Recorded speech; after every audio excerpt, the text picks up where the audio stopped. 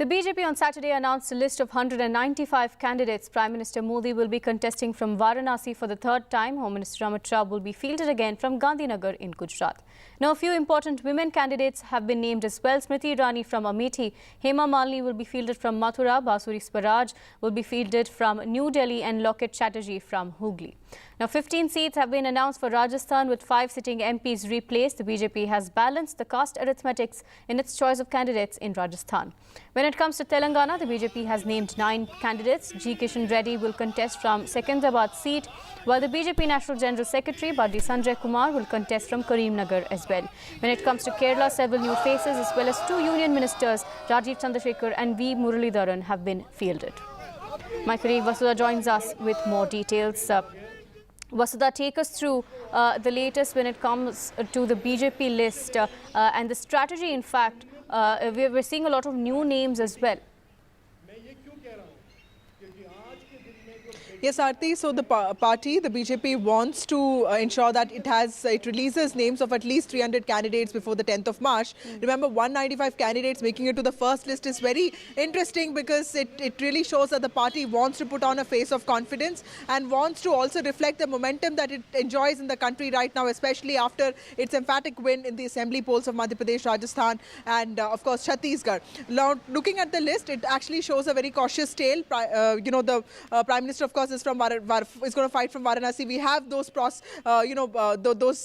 things that we've been talking about from Gandhinagar. It is Amit Shah and of course Rajnath Singh from Lucknow. But the actual story here is about Delhi. Delhi's organizational unit. BJP's weaknesses have been a point of contention for the BJP. It's been a point of worry for the BJP. So if you see, 5 names have been announced yesterday. A lot of old names associated with older BJP, including Harshvardhan, Ramesh, Bidhuri, Meenakshi Lekhi, who is an MOS. They've been dropped. Pravesh Verma, who's a very strong Jat face, also seen as having the political legacy of Sahib Singh Verma. He has also not been named, but people are also saying that there could be some of the responsibility assigned to him. So that is one thing. Basuri Swaraj, the daughter of Sushma Swaraj, makes her entry into electoral politics. She has been fielded in place of Meenakshi Lekhi. Other 2 ministers, John Barla and Rameshwar Teli, have also been dropped. But 34 ministers and MOSs have been fielded, which makes it very clear that the government wants to send a message that these ministers and MOSs are the ambassadors of Modi's guarantees. So there is no question of lack of confidence in them. 20% of MPs have been dropped in the first list, but a huge number of MPs have also been retained. Bengal, if you look at, there are people with ideological loyalties to the BJP RSS have been fielded. Shovendu Adhikari, brother of Shovendu Adhikari, influential family in Nandigram, he has been fielded. Apart from that, if you look at Telangana, clearly a lot of MPs who won their seats in 2019 when the party did not expect to do well there, they've been fielded, which include Bandi Sanjay, Kishan Reddy and of course Arvind Dharmapuri. And in Gujarat, you will also see Mansukh Mandavia, Health Minister, fighting from Porbandar, and Bhupendra Yadav, Environment Minister, making his debut from Alwar in Rajasthan. So UP also the biggest story with 51 seats. But the next list is what is going to be more interesting, because that is where we'll see a lot of culling and also seats where the alliances and seat sharing are yet to be announced, including Tamil Nadu, Maharashtra, Bihar. They will be announced in the next list is what we hope. Right, thank you, Vasudha, for bringing us those details. My colleague Uma, in fact, brings us specific details about the list in Telangana and Kerala. Take a look.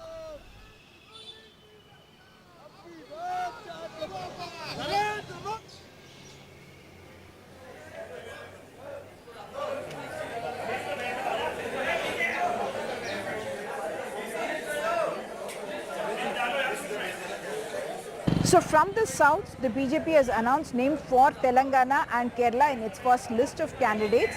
From Telangana, 9 out of the 17 seats they have announced. This includes 3 sitting MPs. That includes also Union Minister Mr. Kishan Reddy, who is going to be fielded once again from Secunderabad. The other 2 are Bandi Sanjay from Karimnagar and Dharmapuri Arvind from Nizamabad. Dharmapuri Arvind defeated Kavita, daughter of that former Chief Minister KCR in 2019, and both Bandi Sanjay as well as Dharmapuri Arvind had contested the assembly elections unsuccessfully. Bandi Sanjay, of course, went on to become the BJP state chief and is also National General Secretary of the party now. Both of them being fielded once again. The other interesting names include rewarding of 2 BRS MPs who switched loyalties just at the last minute. Just a day before the announcement of the names, BB Patil, a BRS MP from Zahirabad, had switched loyalties and he is being fielded now as a BJP candidate. The other person is P. Ramalu from Nagar Karnool, BRS MP. He had joined the BJP along with his son Bharat, who is now being fielded as the BJP candidate for Nagar Karnool. Moving now to Kerala, 12 out of the 20 seats, they have announced the names, and interestingly there are 2 union ministers of course in that, Rajiv Chandrasekhar, who could be possibly be taking on sitting MP Shashi Tharoor if he is fielded once again from there, and then Thiruvananthapuram will become all the more a high profile constituency. Then the other union minister, Mr. Muralidharan, being fielded from Tingal as well, and there are 3 women in the list of 12 names that the BJP has put out, and we do know that the Prime Minister has been speaking about focusing on women. He has addressed women's meetings in Kerala, and the list perhaps reflecting that as well. That includes Shobha Surendran as well in this list. The other interesting thing, the lone Muslim name in this list of candidates of the BJP put out in the first list includes Abdul Samad, who is a former Vice Chancellor of the Calicut University, and he is being fielded from Malappuram. And that is the only district which in fact has a Muslim majority population. Now, the biggest takeaway from the Rajasthan list is that a red carpet has been put out for Congress crossovers. All ministers from Rajasthan have also retained their seats. My colleague Harsha brings us more. The Rajasthan list actually is quite interesting because, there are 4 people who've had their tickets cut. Also very interesting is that Bhupendra Yadav makes an entry into Rajasthan, really into active Lok Sabha politics, because he's been a Rajya Sabha member. He's been the party in charge, but this is really the first time that he's going to be fighting a Lok Sabha election from Rajasthan. Mr. Bhupendra Yadav is a political heavyweight in the BJP, a union minister also, making an entry into Rajasthan. Will it in any way make a difference to the power equations in the state? All the other sitting ministers have been given tickets. 4 tickets have been cut. Notable among them are Bharatpur and Churu. Very interesting, in Churu, the BJP has decided to go with Devendra Jhajaria. He's a para-Olympian. He's 2-time gold medalist for the country. He's also won a silver medal. He's a Padma Shri. He's from the Jat community, and he's the son of a farmer. So very, very strategically planned by the BJP. They're clearly looking at focusing on the Jat vote bank. We also see that in their selection of Jyoti Mirdha. They've decided to once again bet on Jyoti. She lost this MLA election, but they're going ahead with Jyoti. They're betting on her the second time. She is after all from the Mirdha Parivar. And in the Jat heartland, they hope that those votes will translate towards them. The other vote bank that perhaps the BJP felt they were on a sticky wicket was definitely the tribal vote bank in South Rajasthan. And that's why we see that somewhere they've laid out the red carpet for Congress crossover. Mahendrajit Singh Malviya, he's been taken in from the Congress. Interestingly, that Malviya has won with over 1 lakh votes in the assembly elections.